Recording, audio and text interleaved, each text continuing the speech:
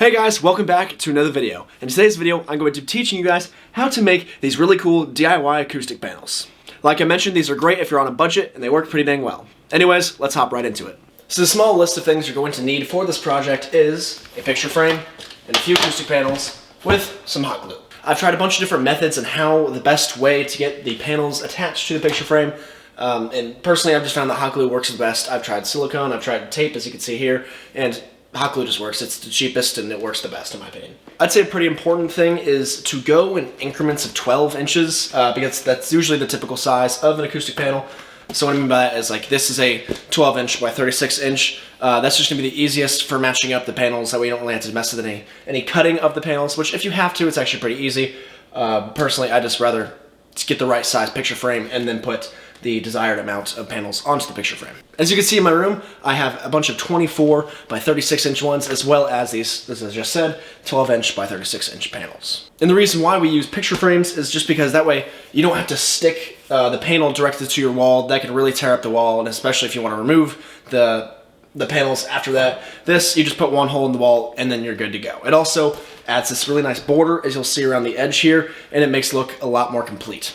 I'm doing my best of trying to give you guys a good view of what I'm doing here, but I mean, it's pretty self-explanatory. Basically, you just take the panel and you line up the first acoustic panel with it, and honestly, the first one is the hardest, so I already have this one on here, and as I mentioned before, you can see how I used tape before, and this double-sided, like, 3M tape, I mean, it'll work, but it'll tear up the panels if you ever want to remove it, while hot glue doesn't really do that as much if you ever need to remove the panels for whatever reason. The reason why I remove these panels is because I'm making this video.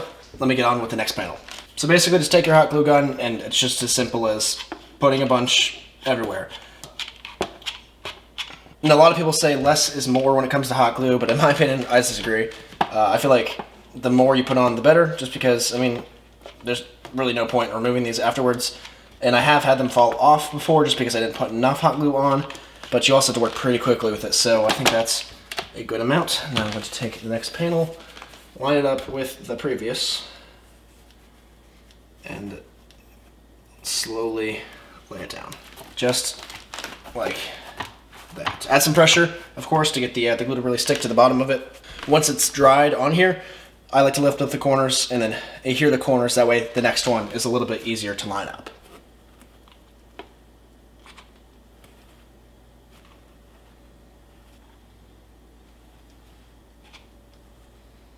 And once that panel is done, just go ahead and do the next one.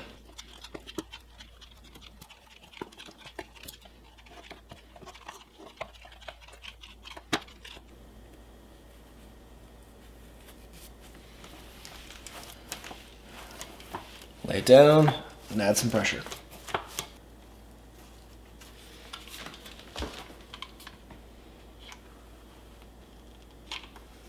And just like that, your panel is basically done. All you have to do now is just kind of remove the annoying little hot glue gun strings. I'm not exactly sure what they call these, but they're very annoying to deal with, and they get everywhere. But once you remove all these, your panel is done, and it's just as simple as hanging up a picture. And just like that, you have a new DIY acoustic panel. Just go ahead and hang it up like any old picture frame, and there you have it.